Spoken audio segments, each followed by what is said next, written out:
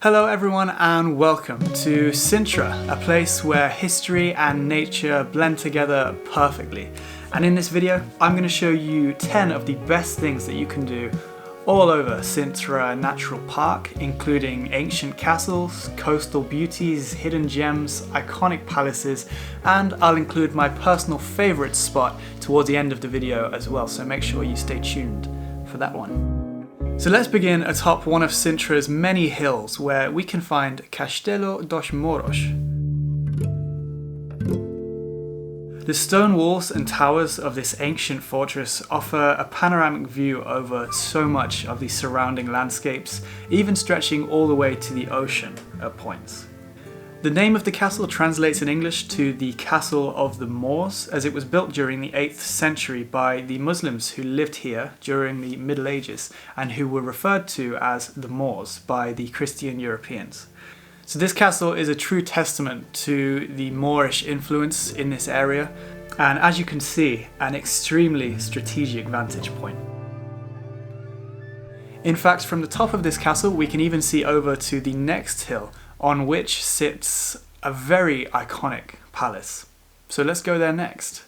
The walk from Castelo dos Mouros to our next palace is absolutely beautiful. I would really suggest it. It takes you through luscious woodland with lots of viewpoints along the way, and it only takes around 30 minutes, and so it's a really great way to see a lot of what Sintra has to offer. And after that walk, we will arrive at the one and only iconic Palácio Nacional de Penha. And as soon as you approach, the first thing you'll notice are the vibrant, colourful walls of this palace. But I really don't think that the camera can fully show you how beautiful it is, because obviously from a distance it's stunning, but in my opinion you see the real beauty of this palace when you get up close and notice things like the individually carved Portuguese tiles and the small details squeezed into every corner. It's iconic for a reason, that's all I'll say. You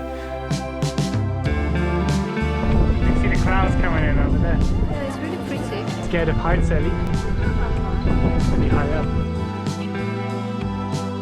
Let's head now to the town of Sintra itself, I guess you could say the heart of this area.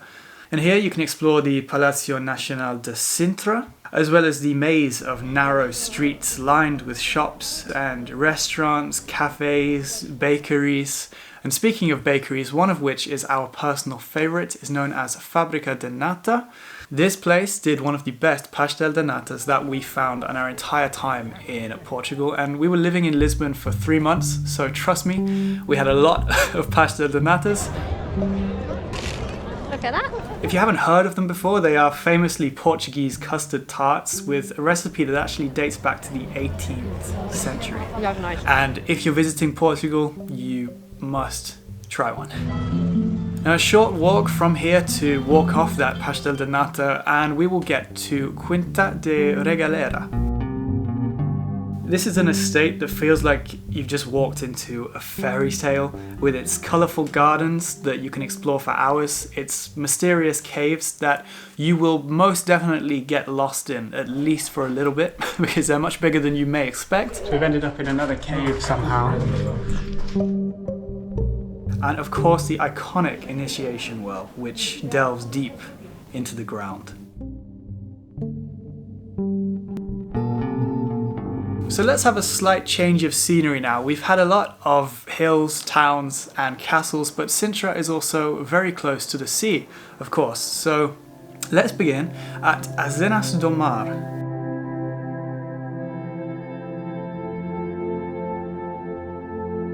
Which is a seaside village built atop these dramatic cliffs. It's home to a small sandy bay, a few restaurants, beautiful views overlooked by the whitewashed houses. And we went here in the middle of the day, but I imagine this would be a perfect place to get one of those iconic Portuguese sunsets, which you can see pretty much from this entire coastline. The sun dipping down behind the ocean with a completely clear sky and beautiful waves. It's a sight that you definitely have to get, not just in Sintra, but just Portugal in general.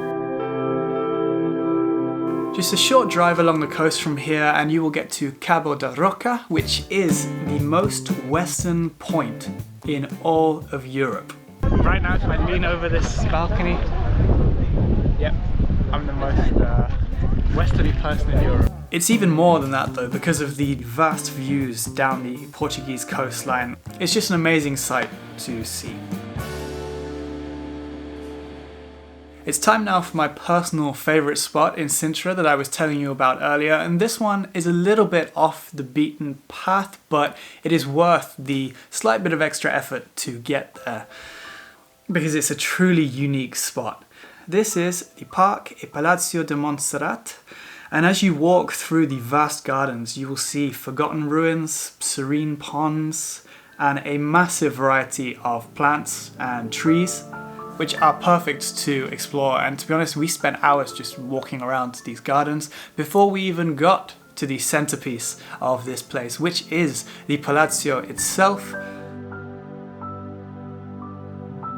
It's designed with a blend of Gothic, Indian and Moorish influences, which combine to create something that's truly interesting and unique and unlike anything else in Portugal. I think the footage from this palace just speaks for itself about how unique this place is. So now one more place left, and this one is the most hidden of hidden gems that I think I could find, and it is the Capela de Nossa Senhora da Penha.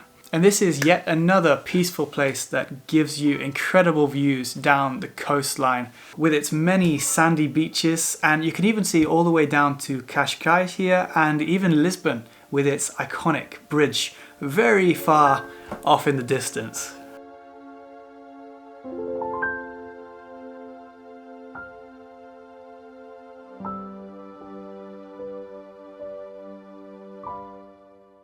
And if you do want to see more things to do in this area, including lots of things to do in Lisbon, because we were living in the heart of Lisbon for, 3 months pretty much, and we saw a lot, I will link this video right here, and you can check out our full Portugal playlist as well. We've been all over this incredible country, from Lisbon to Porto, even all the way over to Madeira as well. So thank you for watching this video. I really hope you enjoyed it. And if you did enjoy it, please do consider subscribing. I have more videos coming up in the future from Portugal, Europe, the UK, everywhere. So yeah, thank you for watching, and I will see you in the next one. Goodbye.